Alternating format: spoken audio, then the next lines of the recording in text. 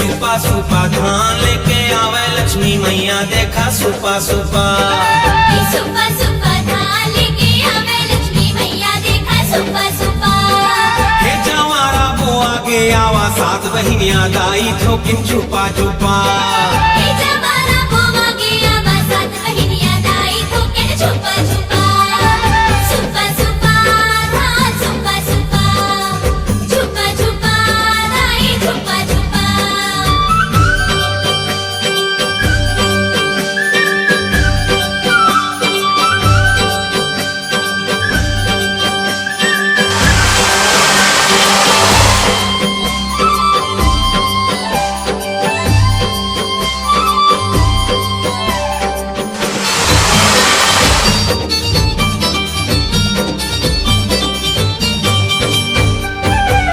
लोकले ब्रह्मा आवे देखे पर जवारा शिव सागर ला छोड़ के आवे सबके पालन हारा।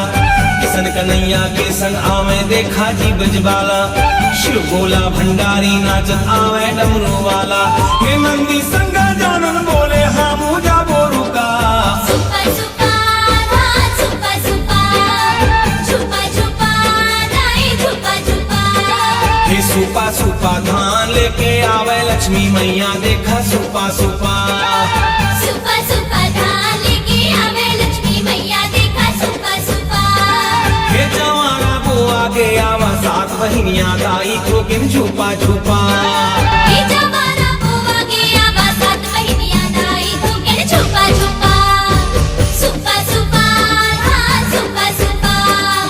छुपा छुपा दाई छुपा छुपा।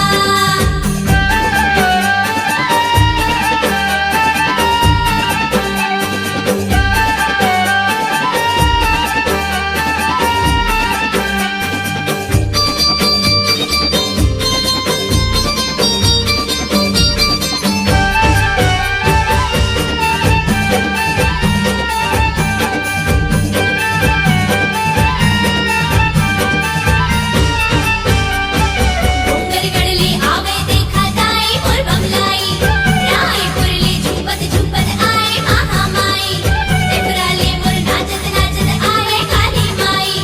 मोरवाले गावत आवे जय सर मंगला दाई। ओ मुड़ी राधा बाबा भाई मुका छेने चुका। सुपा सुपा धान सुपा सुपा। छुपा छुपा दाई छुपा छुपा।